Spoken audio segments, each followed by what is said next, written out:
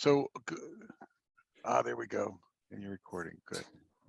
Welcome. It's my pleasure. Elena, Volker, thank you for having me, inviting me, tolerating me, and hopefully I provide some value this evening to everyone. It's a little bit late my time, so I've had a cup of coffee. I needed to kick in, so hopefully it'll kick in pretty quickly. And I wanted to talk to you all tonight about something called the 4 quadrants of product ownership. And maybe it has a subtitle or a super title called What Does Good Look Like? You could also say, what does balance look like? And I'll try to make that point in a little bit. Um, I I have a product owner book that I've written, and I wrote it in 2009, the first edition. So it was actually one of the first PO books for Scrum.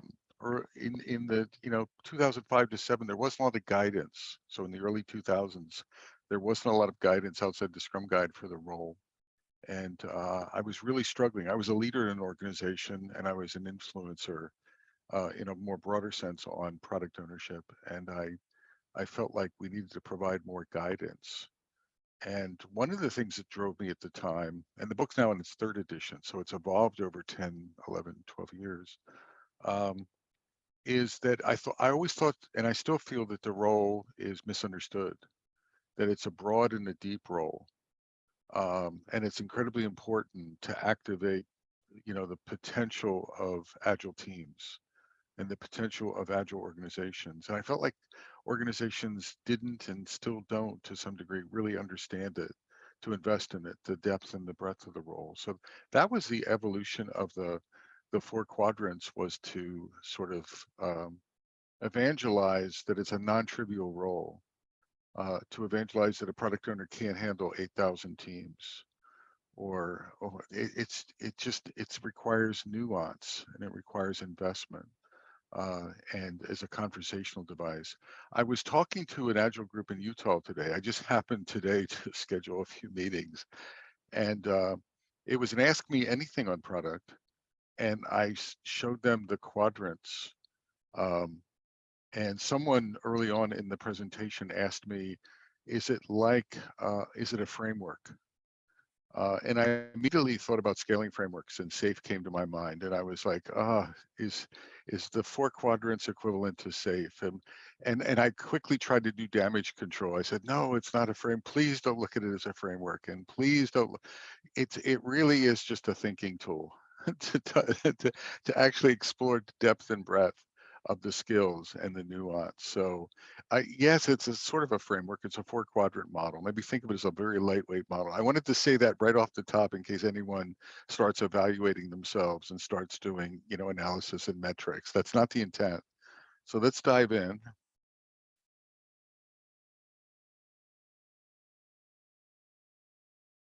So I don't want to really talk much about me.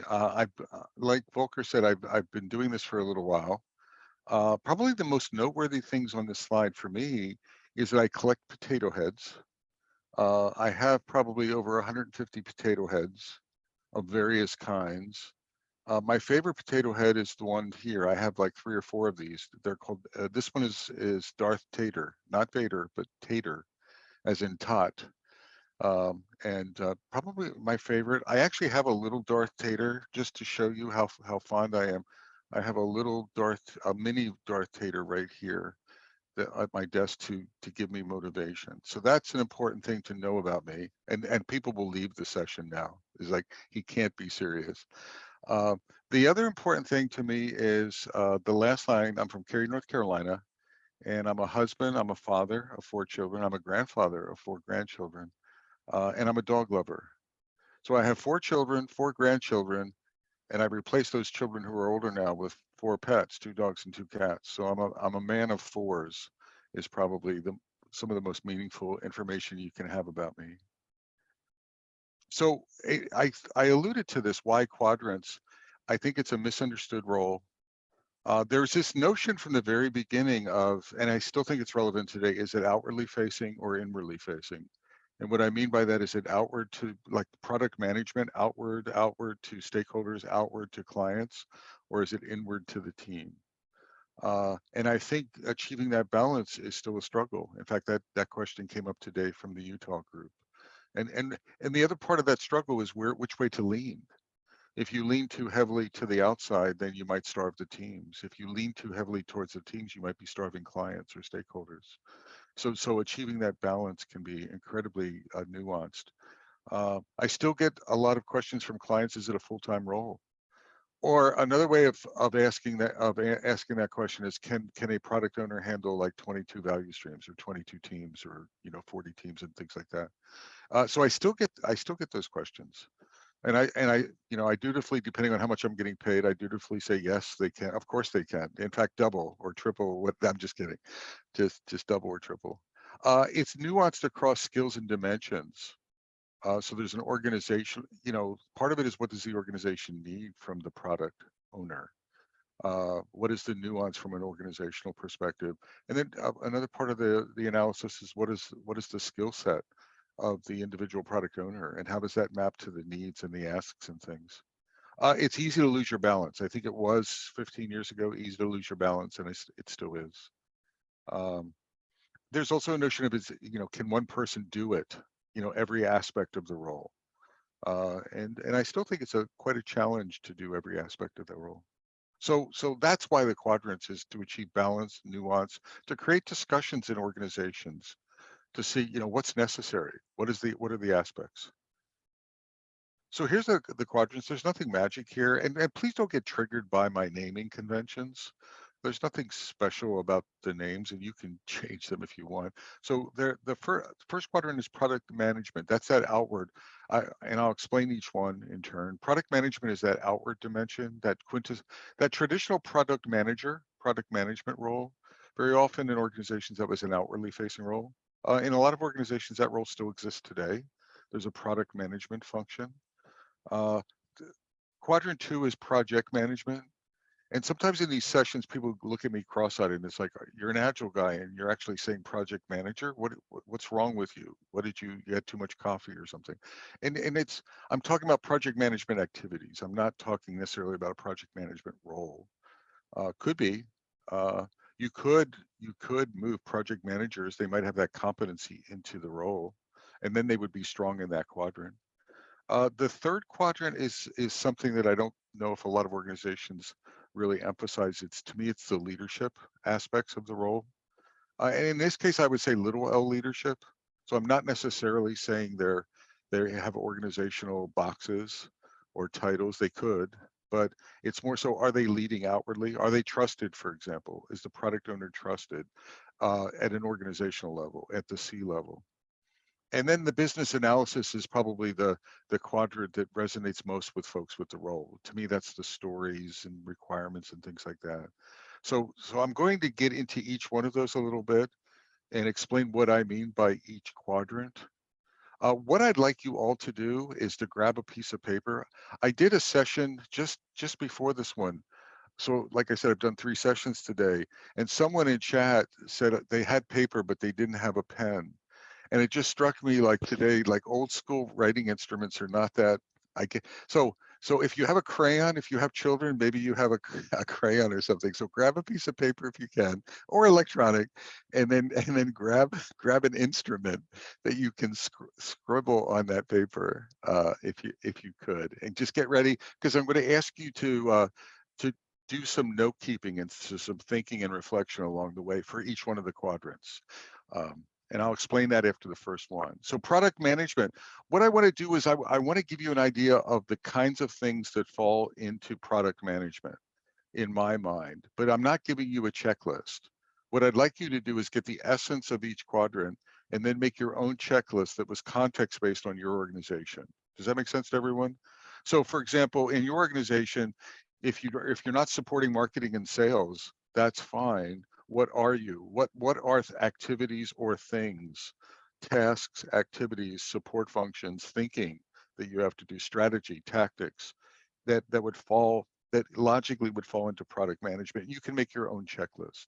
So the things that I think of as quadrant 1 product management activities are things like championing a product, being an evangelist of the product, establishing the vision, go-to-market vision, high-level product vision, release roadmaps, product roadmaps, uh, stakeholder setting, well, probably not managing, but setting stakeholder expectations, external customer expectations, internal stakeholder expectations, business cases, ROI calculations, measurements, supporting cross-functional silos, if there are such things. So cross-functional rollout, cross-functional support, however many sort of silos you have to support, clearly engaging customers, like the outwardly facing, sort of talking to sales folks, going to client support offices, things like that, really engaging clients, is doing alphas, betas, doing experiments, doing UX, probably doing some UX experimentation, things like that, to me would fall into product management. Does that resonate with everyone?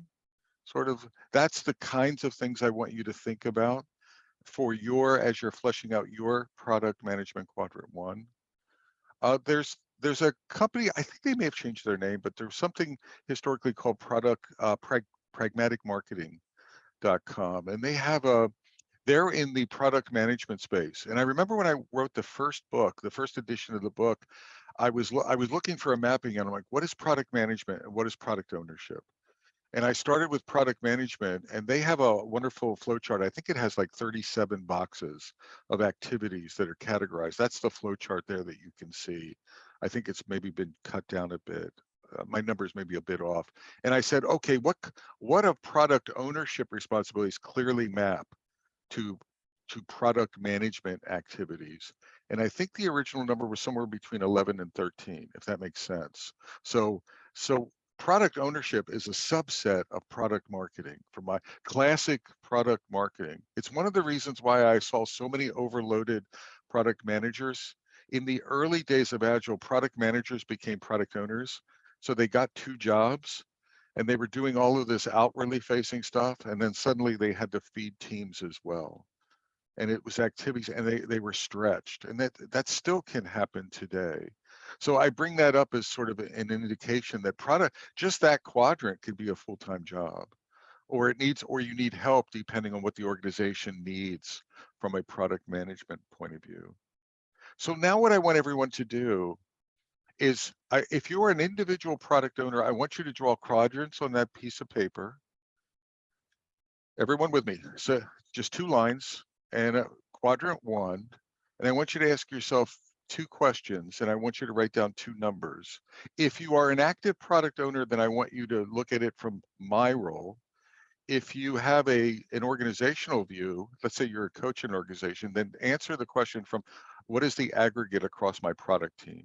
Like, what is our percentage that we spend on average, just guess, in this quadrant? So what part do I play, and what part does the organization play, depending on your role? So I want you to ask 2 questions. How much time am I spending in the quadrant? And to 10% granularity. Everyone with me? So 10, 20, 30, whatever it is. And then how much time should I be spending in the quadrant? So should I? And I'll just give you 45 seconds to ponder that and write down those 2 numbers. Oh, the other thing that I want you to do during this time is remember this list. I want you to customize. I want you to put some things in there and customize the activities that are in your quadrant 1. So just jot down, if it matches my list, great. If there's some exceptions, capture those. So it's not just the numbers, and then make it your own. Quantify quadrant 1 activities at a high level, at a macro level, and do that.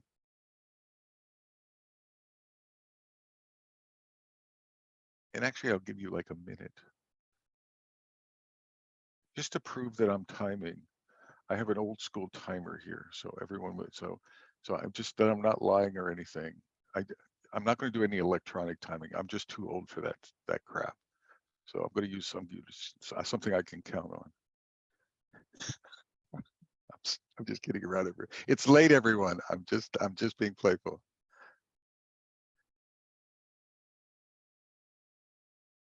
You good? Everyone good? How much time? 10% increments. How much time am I? And then should I? Or are we? Should we? In aggregate. All right, let's move on. So quadrant 2 is, again, so this same recipe. Don't get stuck. Oh, we don't do that, and we need to, but I do 3 other things. Well, then keep track of those. So project management activities that I think of: chartering, project chartering. I'm really bullish on proper beginnings, if that makes sense, in activities. And liftoff is something that people talk about, liftoffs and agile liftoffs and agile chartering. And that's something that I think a lot of organizations short shrift. So chartering activity, being a champion of it, short and longer term release planning, being able to communicate those things at whatever level you're communicating, velocity or throughput or whatever, but being able to communicate outwardly.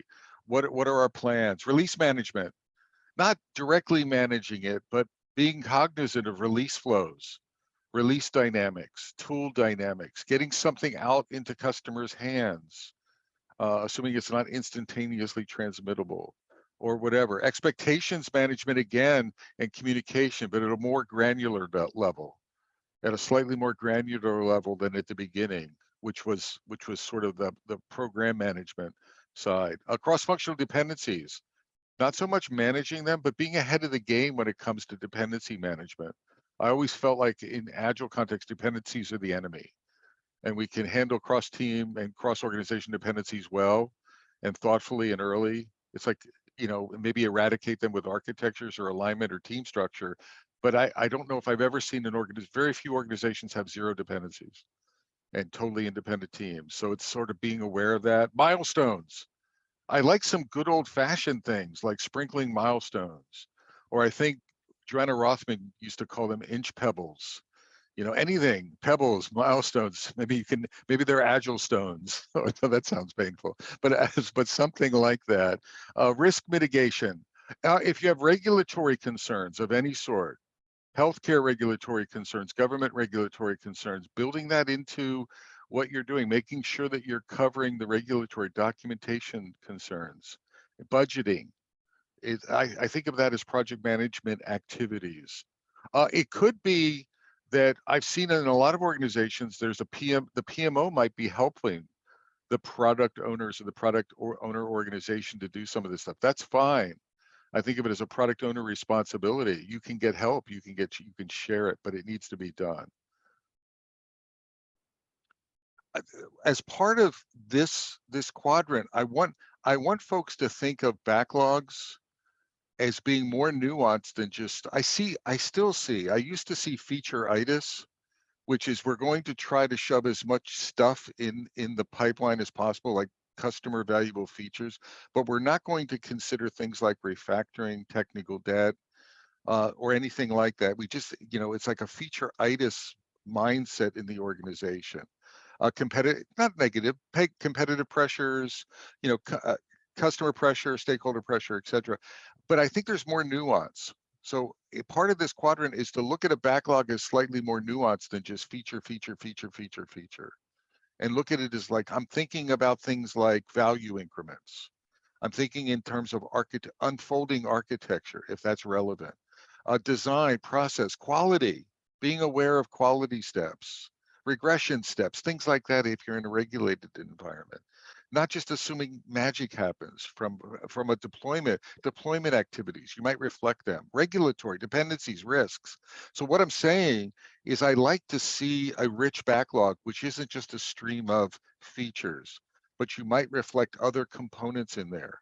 It could be overlays on your backlog. I have a metaphor that I think of it as a tapestry. I know this sounds schmaltzy, but I just like it. It's a tapestry with threads of interest. Everyone with me? So a backlog, so there is obviously a feature thread, and then maybe there's a value thread that complements it. Then there's maybe a quality thread and an architecture thread and a regulatory thread where we're making sure that we're care and feeding for all of these varying concerns. Maybe there's a care and feeding the team thread so we're not burning out the team. I'm just kidding around, but something like that, so that we're, maybe if the backlog is boring, extremely boring, maybe we throw the team a bone and give them an exciting story every once in a while to sort of motivate them or something. So there's I'm just kidding, but there's a motivational thread. But it's not just a stream of stuff.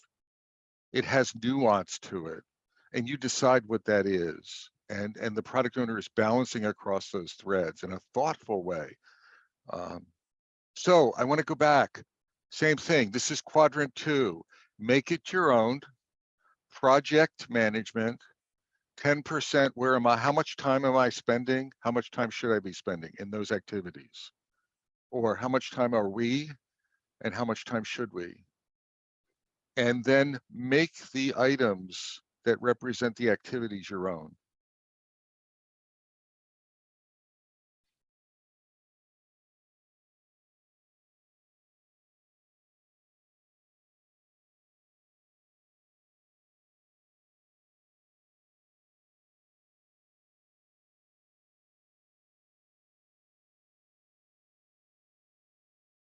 I hope you're crafting these not to be Bob Galen's quadrants, to be your context-centric quadrants. Again, if you're a product owner at a team level, then they're finely grained and very sort of connected to what you need to be doing.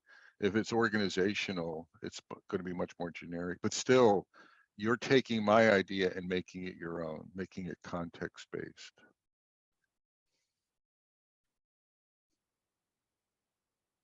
If you forgot something in quadrant 1, you can always revisit the quadrants. You have 2 in play. So if you didn't like the number in quadrant 1, you can go, well, if you used a pencil, you can go back and erase it. I know, like a lead pencil, they're yellow on the outside and black on the, I'm just kidding around with everyone. Leadership quadrant, 3rd quadrant. What are some of the activities here? Vision, mission, organizational alignment, making sure that the organization, thinking in terms of team, cross-functional teams, skill sets, are it aligned to execute your backlog? This is areas where you might be challenging other leaders in the organization or raising impediments and working with them to say, my team isn't skilled in this area, or I need to do some future casting on skill sets. Protecting and trusting your team is part of the leadership.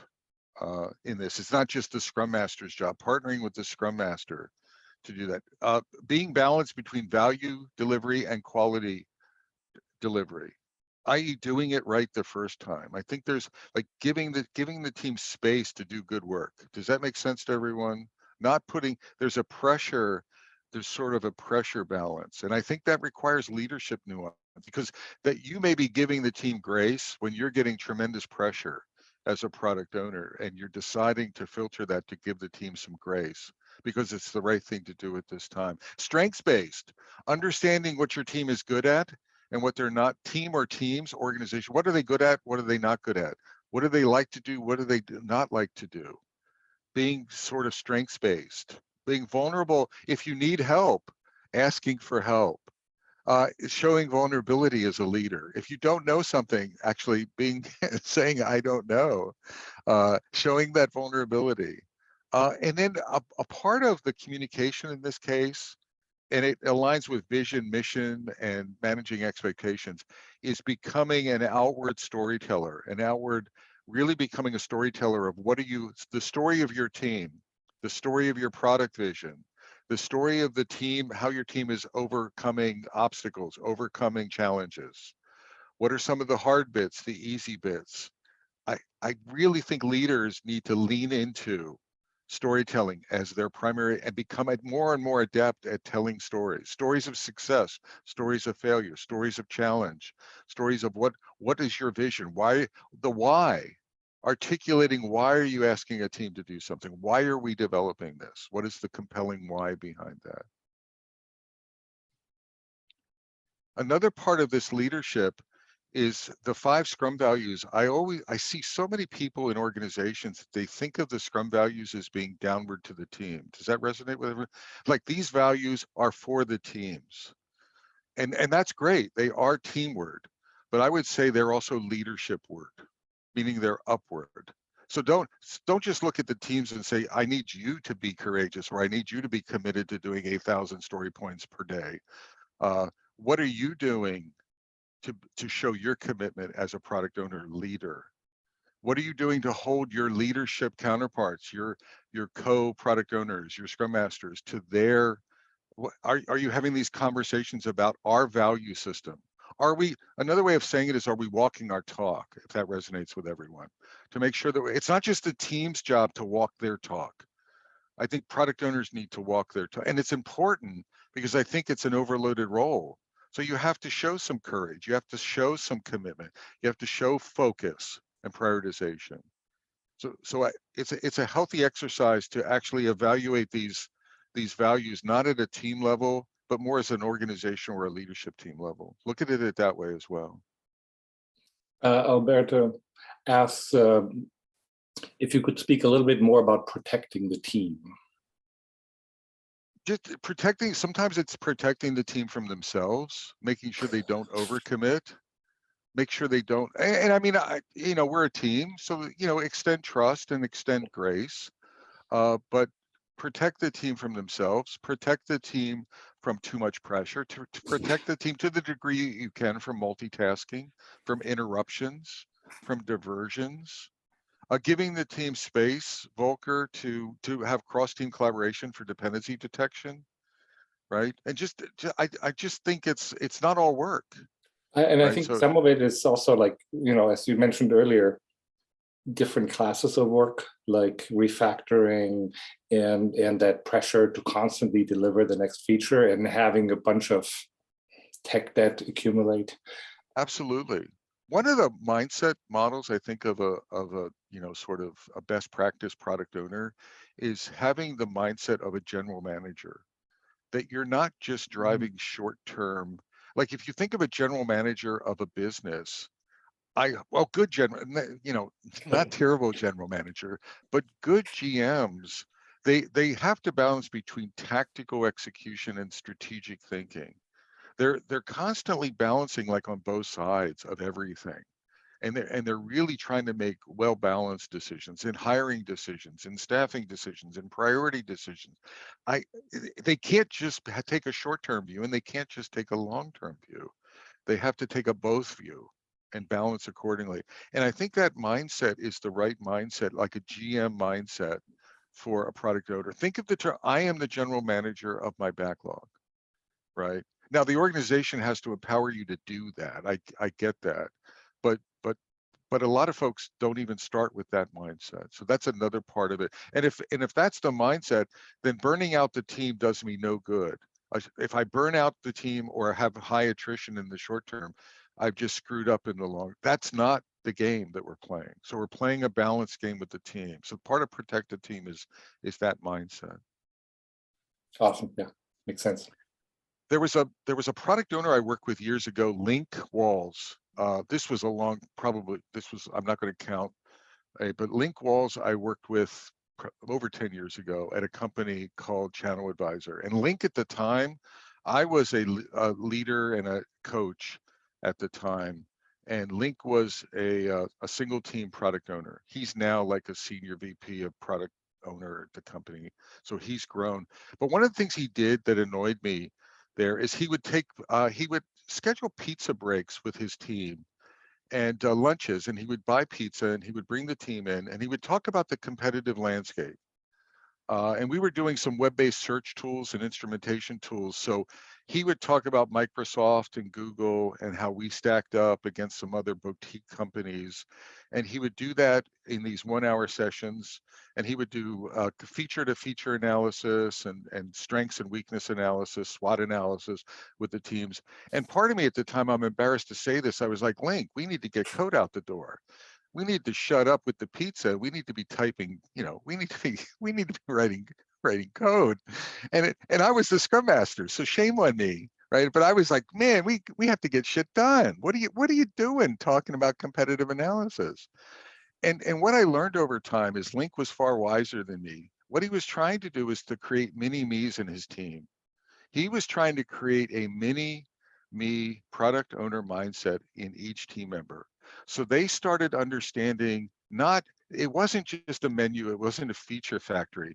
He wanted them to understand the nuance of the customer, the nuance of the competitive landscape.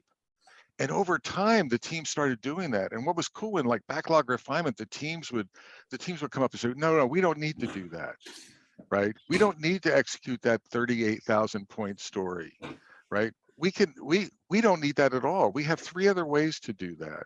But what we think we need is this story. And Link is like, you're absolutely right. Oh my God, I don't know what I was thinking.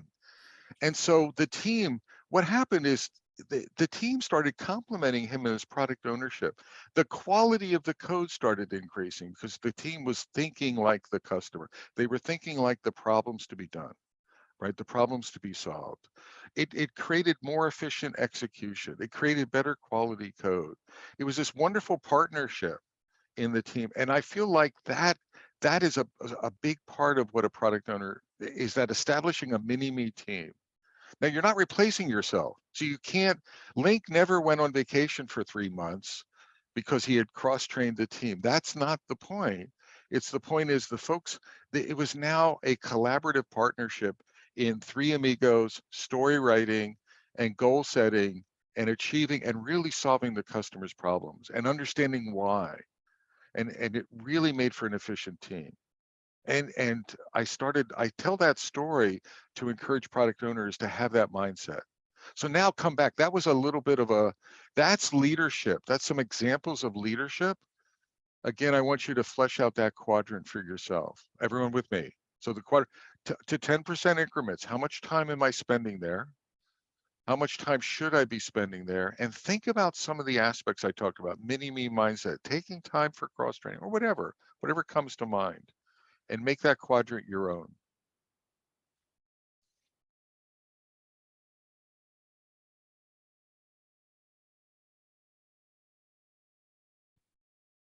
Now I'm monitoring everyone's desktop so no one can cheat. I want quadrants on it. I can feel like 3 of you are not writing this down and you're just drinking a bourbon or something. It's okay to drink the bourbon. You got to do the quadrants as well. So that's the price of admission. And if you're not a PO, then do it for your organization. Go through the exercise.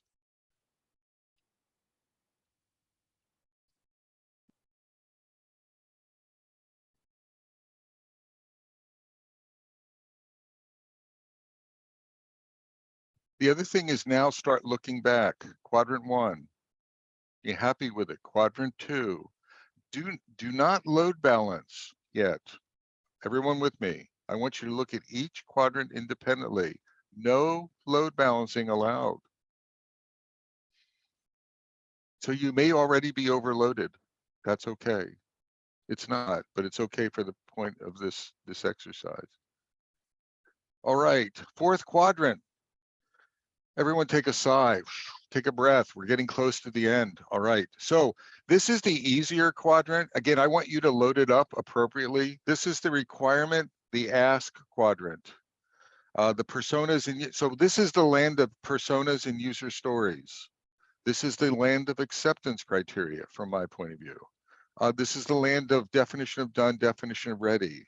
If you're doing, you're thinking about done and ready. This is the land of look ahead and story spiking. I didn't talk about that earlier, but if you have this notion of a spike, which is like what I think of as architectural runway or architectural look ahead, as a product owner, you need to be thinking or enabling the team to take time for look ahead, whatever degree of look ahead is appropriate. This is the land of confirmation and sign off, like signing off on a story. This is the land of backlog refinement. One of my favorite activities in teams is this notion of refining, where you clarify, you slice, you write, you size, you elaborate stories, you prioritize stories. Maybe not there, but it sort of emerges from that activity. Everyone with me?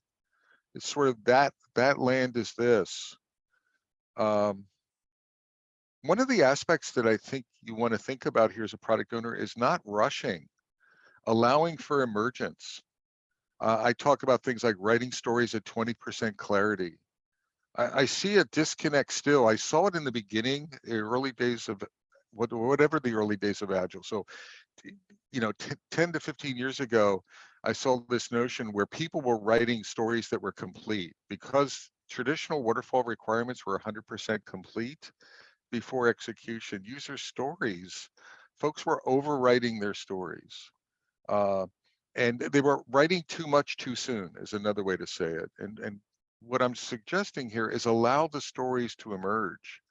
Like allow the story to enter a sprint at 20% clarity. If that's too austere for you, maybe allow it to enter the sprint at 40% clarity, right? But not at 100% clarity, so that you're emerging the clarity during sprint planning. If again, I'm referencing Scrum, so sprint planning and execution. You're allowing you don't overwrite. We're writing and we're discovering. You're effectively looking ahead. You provide space. This goes back to what Volker was saying, providing space for look ahead. Well, look ahead's not free, right? So providing a little bit of space for look ahead, having that notion of MVPs and a willingness to pivot is part of emergence is, oh, we took the wrong turn. Let's pivot back and let's take a right turn here. So not rushing to judgment, not rushing to release, but creating the space as a product owner for emergence. Not, and this is a reminder to try to do that. Another reminder is, I don't know if any of you operate in at least in my experience in early extreme programming teams that were using early user stories on index cards, 3x5 cards. The power of the card, people would write the story on the front of the card and acceptance criteria in the back of the card. But those were just scribbles. The power of the story was the story around the card. Like the product owner or the customer would explain their intent, the problem to solve. And yes, there would be some scribbles in the card, but and yes, it was a requirement, but it was the conversation that trumped everything else. Does that make sense to everyone? It was the story around the card. So you hear people say this, the card or the story is a placeholder for a conversation. Well, I think we've missed the conversation, and I'm going to extend that. We missed the story above the conversation. Like storytelling, look at this slide. Like there's musicians, Crosby, and again, I'm a dinosaur, but Crosby, Stills, Nash and Young are storytellers in wonderful stories. You can see the cowboy there around the campfire. Look, someone is telling a story and everyone is huddled around listening. Everyone with me. They're envisioning the problem. I'm not talking about one-point stories. I'm not talking about an 18-hour storytelling session for a one-point story. I'm talking about telling stories for epics or significant chunks of work. So the team envisions, what problem were we trying to solve? Remember the mini-me's? This connects back to the mini-me's I was talking about. That it's not the words. What if we forgot to capture some things, but the team understands the story? They understand that they not only they understand, they're connected to it, they're energized by it. So storytelling, conversations, narrative, visualization, creating a shared vision. I want as part of this quadrant for the product owners to take more time to tell more stories. They have to pick what it is, but I think that's an incredibly powerful communication device. So now, I went too far ahead. I want to go back. There's a fourth quadrant. Same thing, make it your own, 10% increments. How much time are you spending there? Or are we spending there? And how much time should we? So 2 numbers per quadrant. Go back and make it your own. Do not load balance yet. I want to see if there's an overload. I want to see it.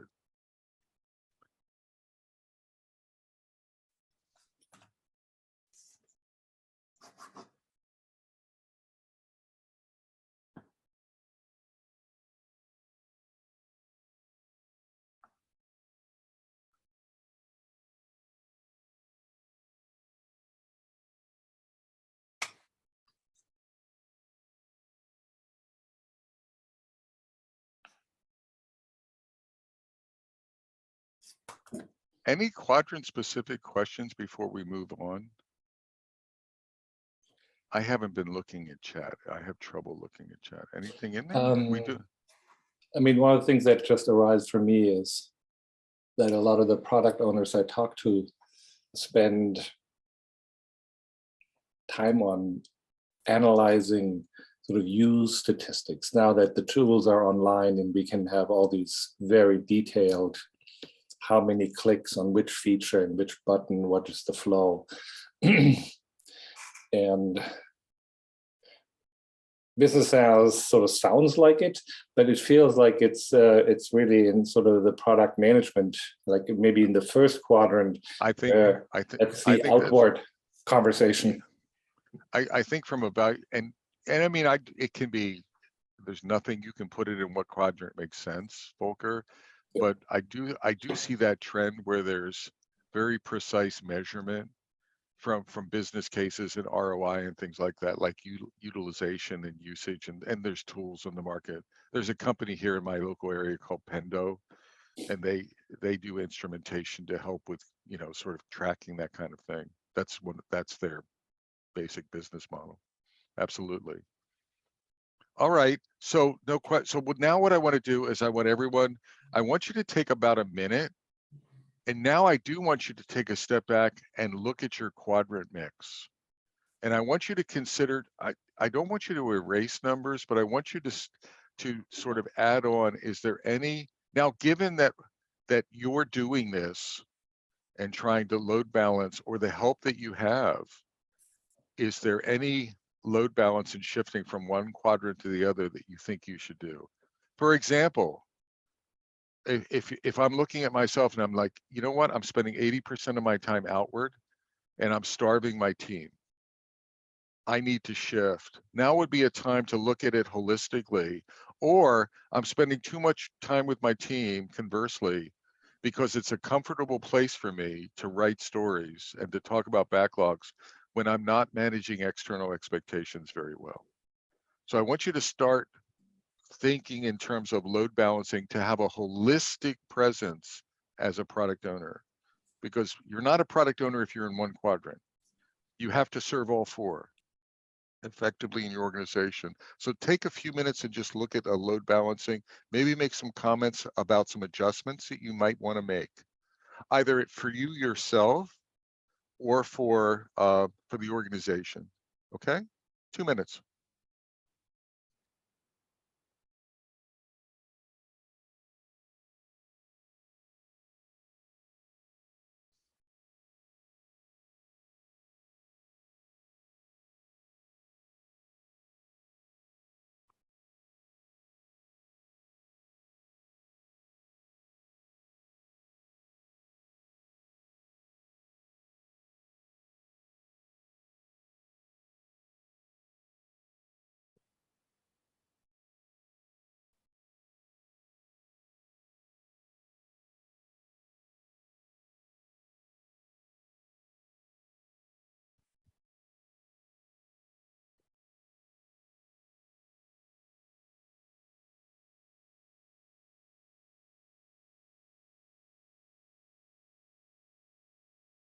This is a reflection time for everyone. This is where I want you to really think about changes that you might want to make at an organizational level, at a personal level. It may actually surface requests that you need to make to the organization to say, I am overloaded over here and I need help. So that would be another note to self that you might want to make, okay?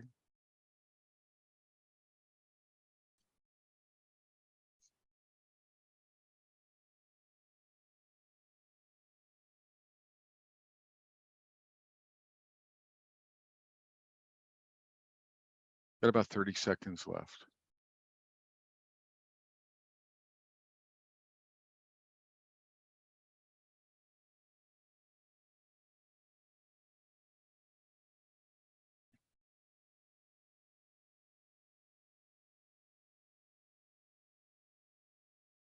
Okay. All right, I need to come clean, everyone, and show some vulnerability. And it's not easy for me. I lied. I told you there were 4 quadrants. There aren't. There are 5. And I don't know what to call them. Tetrahedronuts. I don't know what to call them, but there's a 5th quadrant that I want you to consider. And I'll get into, and it's even worse. Not only did I lie, I saved this one for last, and it's the most important quadrant, bar none. It's the most important, and that's not lip service.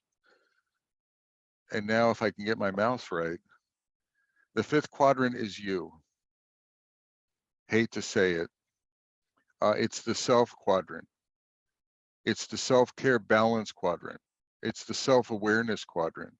It's where you look at you're aware of what you can and can't do, how much you can do and how much you can't. It's the personal growth and learning quadrant, where attending this workshop was not in your spare time, at 120, above 120% commitment. It's part of your time allocation, where you consider your personal happiness. Are you happy? Are you doing are you doing what you love? Are you feeling fulfilled and trusted?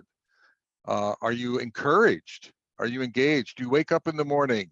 I wake up, I'm an agile coach, and I'm an independent agile coach, and I have really tough days because agile coaching is a tough business. But every day I wake up and I am incredibly grateful that I do what I love. And I jump, and I'm an old man, but I jump out of bed. It's for me, it's more of a crawl, but in my mind, I'm jumping out of my bed and I'm hitting the ground running because damn it, I'm lucky. I'm incredibly fortunate and I'm doing what I love.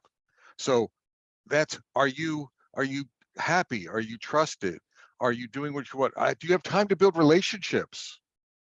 I think I didn't even mention it in the quadrants, but building relationships, organizational relationships is incredibly important for a product owner. Do you have the time for them? You need to make the time for them, to become more emotionally intelligent, to take time to reflect, to journal, to have reflection time, to take a walk, whatever. So that's the self quadrant. I want to get all of you, we're not going to do it now, but Steve Jobs did a wonderful video. It's a commencement address at Stanford. I use it in a leadership workshop all the time. I think it's a master class in storytelling. I would highly recommend it. It's like 18 minutes, 15 minutes. Watch it a couple times, jot down how he tells stories. He wasn't the best leader on the planet, but he was a wonderful storyteller. And you can mine his sort of techniques from that. But the other thing he says is he emphasized in the keynote, in the commencement address, he talks about doing what you love and how important it is to be doing what you love doing. And that's part of the self. Are you fulfilling yourself? There's a product owner happiness blog by Len Lagosty that he did a while back, and the link is underneath there. And I just like, Len doesn't work, he doesn't write that much, but when he does write, it's meaningful to me, and I pay attention to what he does. And he's talking about product owner happiness here, and things like, are you immersed with, do you have the opportunity to be immersed with your customers? Do you have the time and space to be visionary and creative? And it takes time and space. It's not by rote. Do you have a positive working relationship with your Scrum Master? I'd amplify that to be a partnership.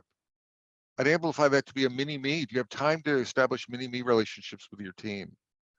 Do you have time to establish relationships in your organization? Are you proud of what your team is delivering? Or are you just an order taker? Are you trusted? Are you trusted? Are you indeed a product owner, etc.? So now what I want all of you to do is I want you to go back to your quadrants and take like 2 minutes. I want you to reload balance. I want you to refactor in you. I want you to create space for you, self, so the 5th quadrant. And I want you to brainstorm a list of where do I need to get help? Where are the areas that I choose to operate in? And where are the areas where I need to go get help? Because I suspect there's some gaps where you just can't be everywhere in your balance. Areas to get help are from your team, from your Scrum Master, from your product owner colleagues, and from your organization. So that's what I want you to think of. Extend the load balance, make a list of, these are areas where I need to go get help. I need to be vulnerable and ask for help. And this is where I need to take care of myself and grow myself. So you got 2 minutes for that. That's all you get. So short. So you have 2 minutes to invest in yourself, and you can thank me for that later. I'm just kidding, everyone.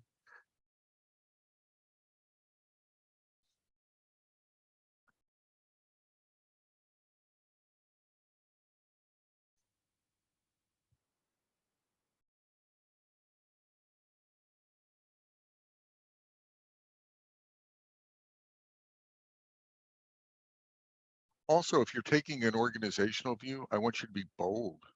I want you to be bold on both sides. But if you're taking an organizational view, damn it, activate your courage. Be bold in some of the adjustments you might want to identify.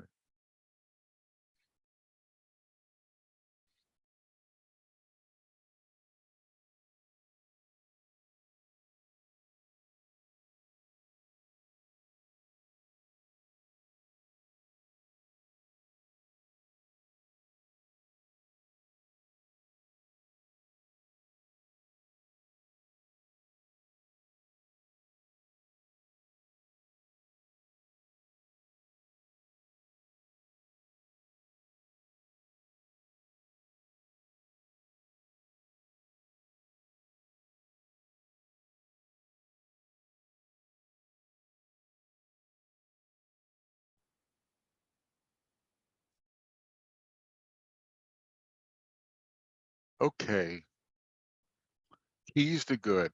We're right at the end, so just hang in there, and then you can have your closing beverage right before networking. So keys to good. I actually I don't think, if you look at the depth and breadth and nuance of product ownership today, I I see very few cases where one person can do everything. That's necessary for the organization. That's fine if that happens, but I think it's the nuance is it's a collaborative, co-created role. It's a partnered role, and so particularly at scale. So things that I think of, it's keys to good, is load balance yourself, be intentional about where you need to focus, be intentional about asking for help, establish partnerships, trust your team, empower yourself, engage your customers, deliver value, grow yourself. I wasn't joking about self first. It's that it's that sort of oxygen mask metaphor of self-care. Uh, take care of yourself before you take care of the business and the team. I think you'll do better product ownership if you do that.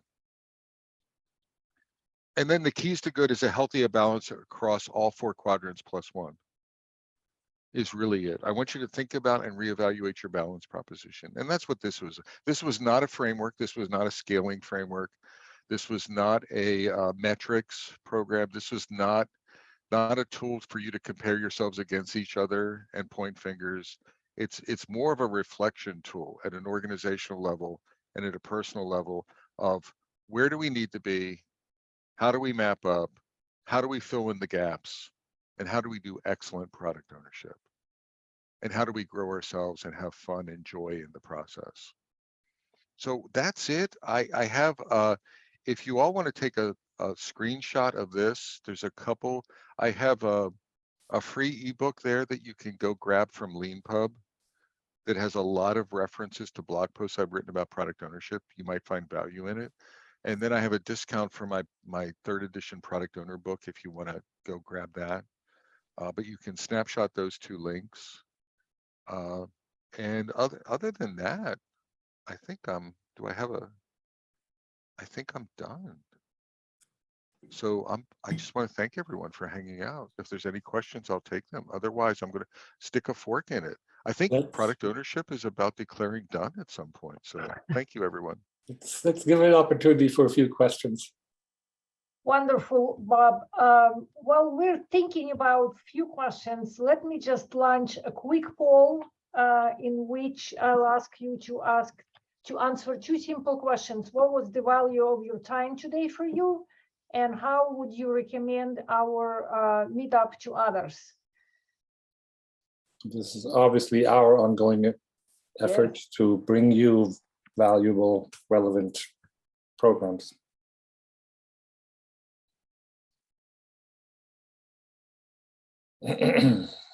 And while we're doing that, if anybody wants to kick us off with a question.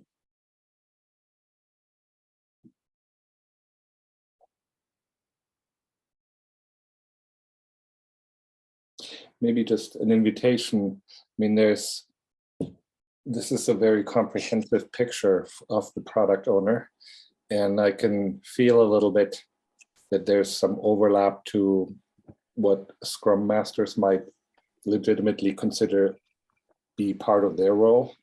So I'm sort of thinking this would also be a really nice context in which Scrum Masters and product owners can put their heads together and divvy out how they can play to each other's strengths. I mean, I would change it to can to should.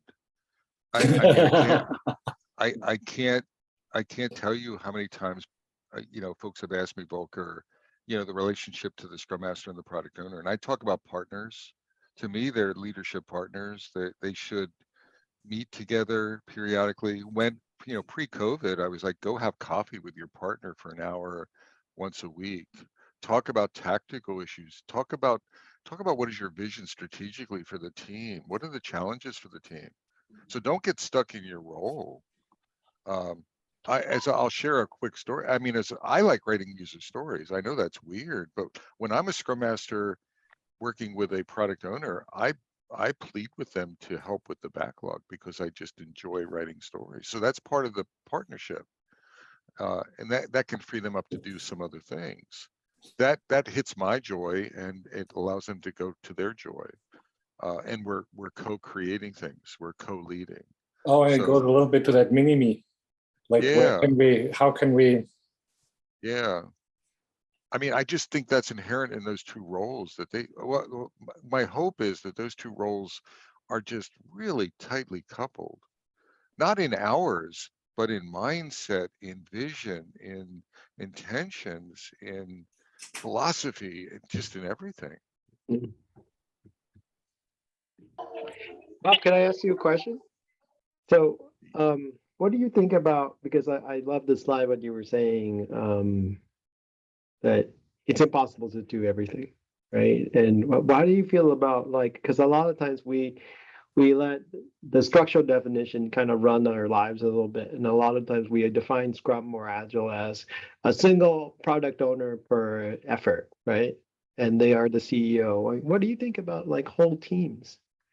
If it is too much to bear for one person, why not have multiple product owners for one product? I mean, I don't. Part of the quadrants is I don't necessarily. I don't know what the magic number is. But what I'd say is the quadrants need to be covered.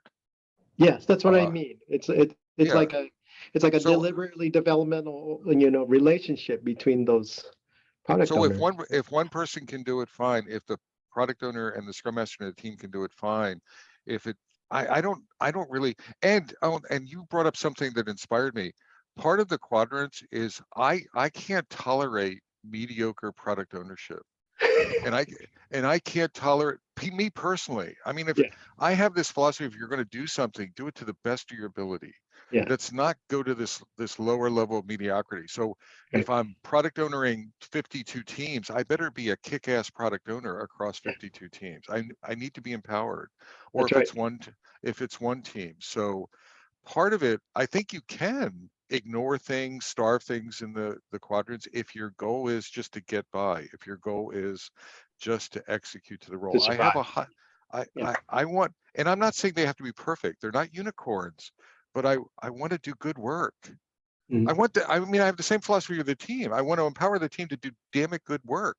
Right. Scrum Master to do good work, the product owner to do good work. So figure that out. Make sure that we're covered, and also there's joy. Folks are doing, what aligns with their strengths and what aligns with their passion, and figure it out. Yeah, I think, from my experience, and I think you point that out quite well, that there's this thing about, like, when we are the joy of it's such a lonesome job in a way if you don't have those relationships, right?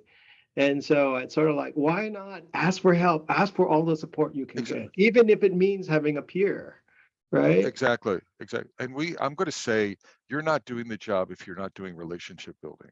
Yeah, I absolutely. don't know how much, but damn it, if you want to be, again, I'm raising the bar. I want you to be a kick-ass kick-ass product work owner. in an organization. You Yeah. need to be taking time to build relationships and bridges, not just downward to the team, but outward to peers and upward as well. That's right. Right.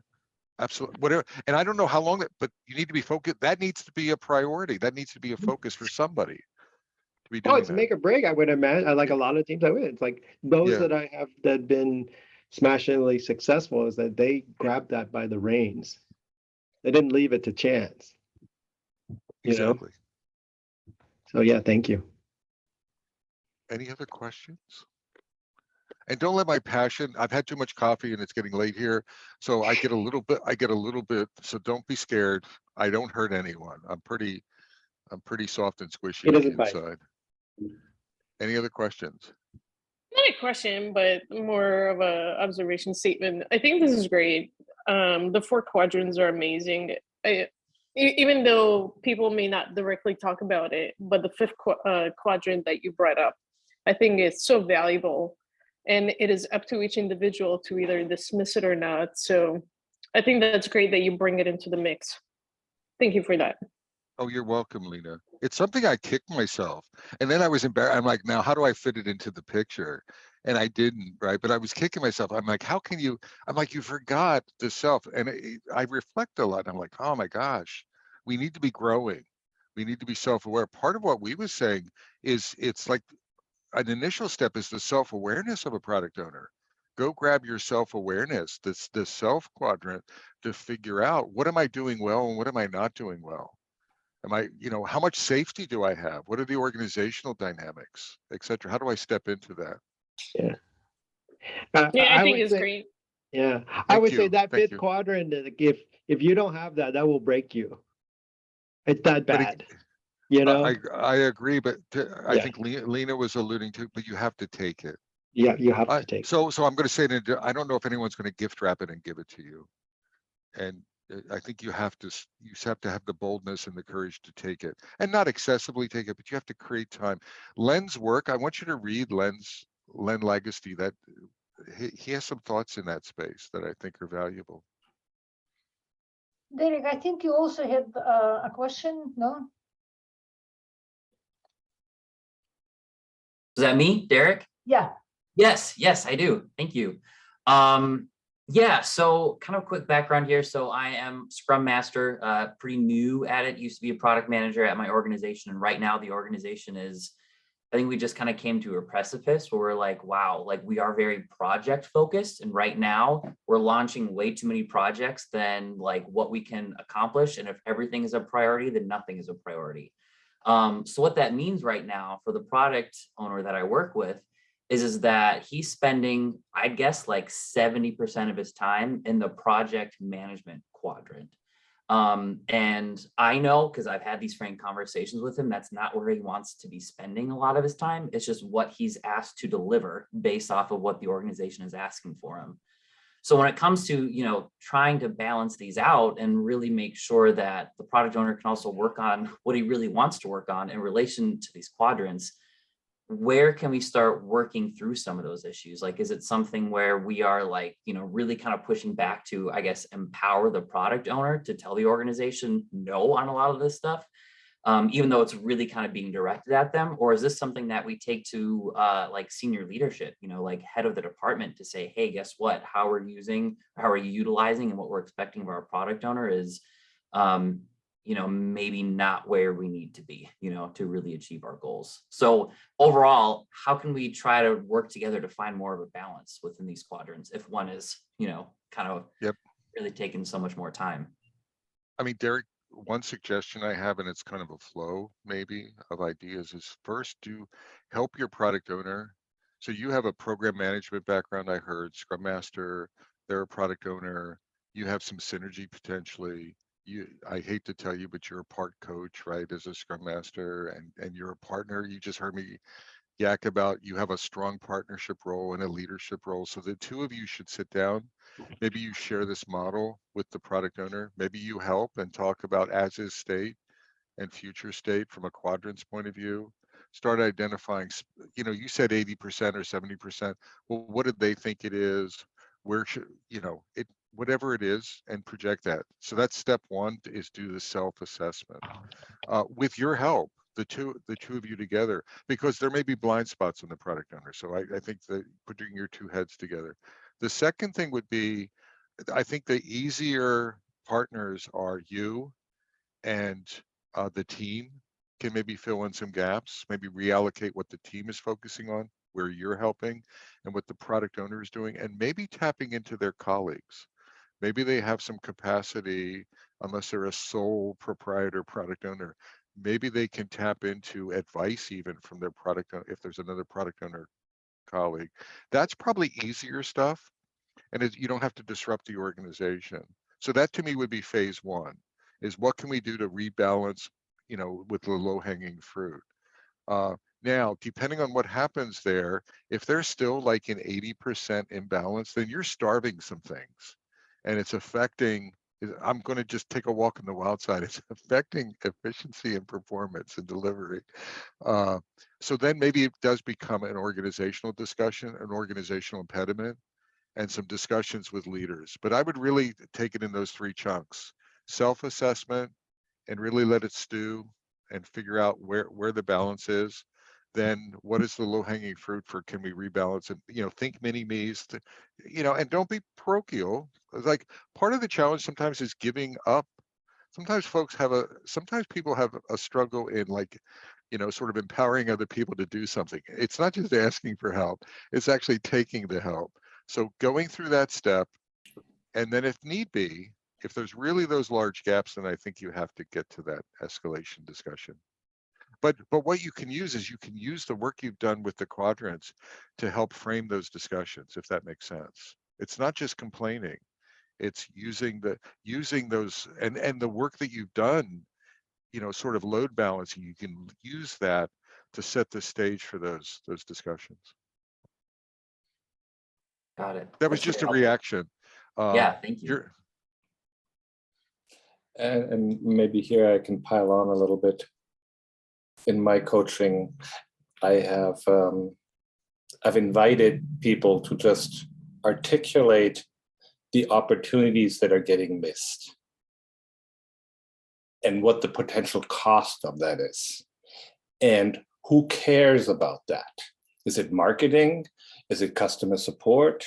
Is it who cares most about the stuff that you can't cover, that is relegated to the 20% that's left?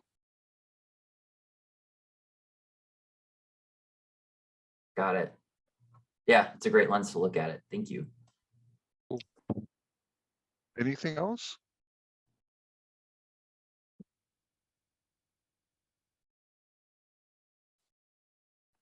Awesome. So thanks again, everyone. Thanks for hanging in there. I really appreciate your time. And please grab a copy of that. The book on the left, like I said, is a freebie. It probably connects. It's an easy way of connecting to categorize probably 80 articles around product, categories of product owner topics, like story writing, backlog refinement, and stuff. I think it's pretty helpful, but I'm biased. But I think it's pretty helpful. So. Thank you very much, Bob. That was a great presentation, and I enjoyed both the clarity and the structure and the thinking tool with your invitation for context and not sort of the next new framework. that was certainly for me personally. That lens is a great relief. Exactly. Hey everyone, I missed my nap this afternoon. So I know you're on the West Coast, so I'm gonna peel away, but it was a real pleasure hanging out with everyone. Thank you so much. Oh, you're welcome. All right, good meeting you all. Thank you, Bob. I'll see you all later. Bye-bye. Bye. Bye, everyone. And for us, an opportunity. Let me just see. I can create some breakout rooms here.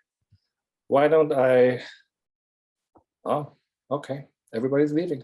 Maybe we don't need that. So I'm just curious to see if there's a little bit more room for us to hang out and share a little bit some highlights. And if you want to meet with people in smaller groups, or have a colleague here, just check in. The breakout rooms are open. You can see them at the bottom, and you can just chat each other individually and hop into a room, or this group is starting to be small enough where just getting some highlights and a little bit of sharing here amongst ourselves.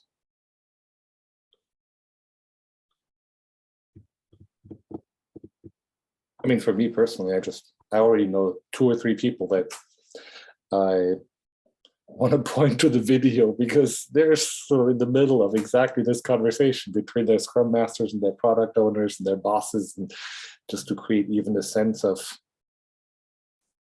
kind of how comprehensive the role needs to be to create coverage.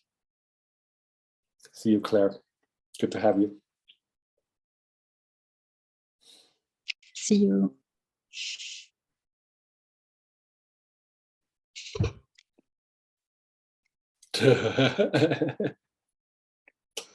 And off topic, which bar are we hanging out at, Rob? Hey, Salesforce. Oh, interesting. You join all the crowds over at Soma.